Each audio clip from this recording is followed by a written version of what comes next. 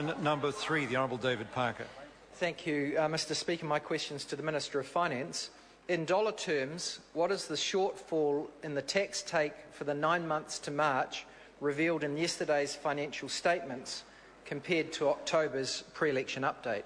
The Honourable Bill English. Mr. Speaker, in dollar terms, it is $1.57 billion lower than forecast. On the other side of the ledger, core Crown spending is $1.75 billion lower than expected. And just to keep it in perspective, the Australian economy, which the member is quoting, last year they forecast a deficit of $12 billion. They ended up with a deficit of $40 billion, some $28 billion astray. We're looking at $400 or $500 million different. The Honourable David Parker. What made the greater contribution to the shortfall? His inflated pre-election claims about the rate National would be able to grow the economy, or his failure to deliver the actual growth itself? The Honourable Bill English. Well, as the member ought to know, the pre-election forecasts are done by the Treasury, not the incumbent government. That is a matter of fact, and as the member may well know by now, that the second half of last year was softer than most people expected. However, we are confident of moderate growth, which will be higher than in the US, the UK, the whole of Europe, and probably as high as Australia.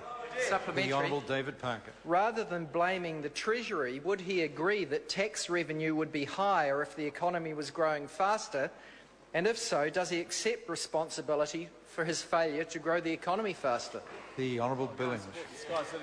Well, Mr. Speaker, of course, if there is lower revenue, if there's lower growth, there's going to be lower revenue.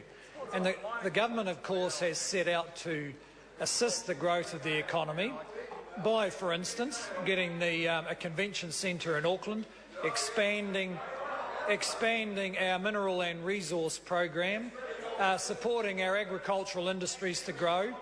The Labor Party is against all those things, so how do they think they could grow the economy? Supplementary. The Honourable David Parker.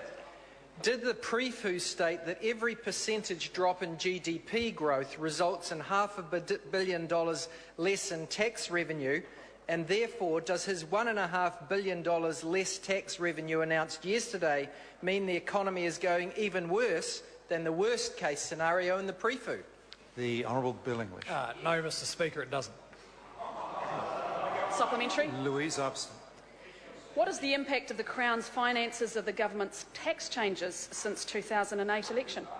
The Honourable Bill English. Well, Mr. Speaker, of course, the main reason for the tax changes have been to improve the incentives in the economy, so we are less incentivised to borrow too much and speculate on housing, and more incentivised to export and to save. And of course, that change is underway in the New Zealand economy. The total effect of the very sensible tax changes we've taken to close loopholes, reduce personal and company tax rates, and increase the taxation on consumption and on property has been actually a net gain in tax revenue compared to the policies we inherited. Point of order, Mr. Speaker. Point of order, the Honourable David Parker. I would invite the Minister to table an official document if he was quoting from it. Can I check with the Minister? Was he quoting from an official document? He wasn't. Question number 4, Dr. Russell Norman. Thank you, Mr.